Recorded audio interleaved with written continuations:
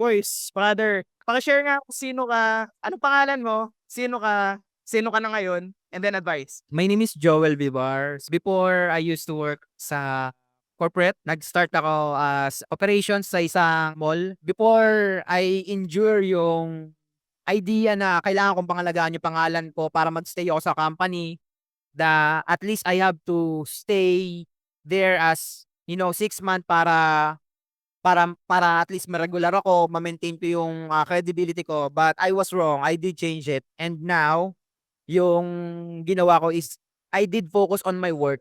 That is something that really values me, na yung work ng tao yung mas nagbibigay ng importance sa kanya instead of the identity, because you can be someone or anyone na kahit na ano man ang gustuhin mo. Pwede kang maging si Superman with your idea, pero yung work na ibibigay mo, you as a Superman, that's different.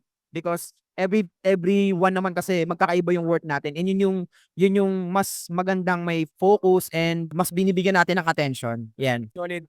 Anong advice yung na-receive mo before ka nag-level up? Tapos anong advice yung pwede mo share na hanggang ngayon, yun yung pinanghahawakan mo kaya nagle-level up ka pa rin? Do not afraid to give up, because may nagsabi sa akin, hindi lahat ng katapusan is yun na yung ending. There's always the beginning. So, if you think that giving up will give you another beginning or opportunity, then don't afraid to give up. It opens it opens a lot of doors of opportunities. Solid. Kamusta yung experience? Nakita mo kami in person? I'm so happy na ma-meet you in person. Actually, I missed the first one, so I never hesitate na maka-join dito sa second, meetup ng mga tech BAs natin. And I really enjoyed being with you guys, na sobrang happy, sobrang accommodating, and sobrang saya ng community. Ayan. Congrats na agad, man.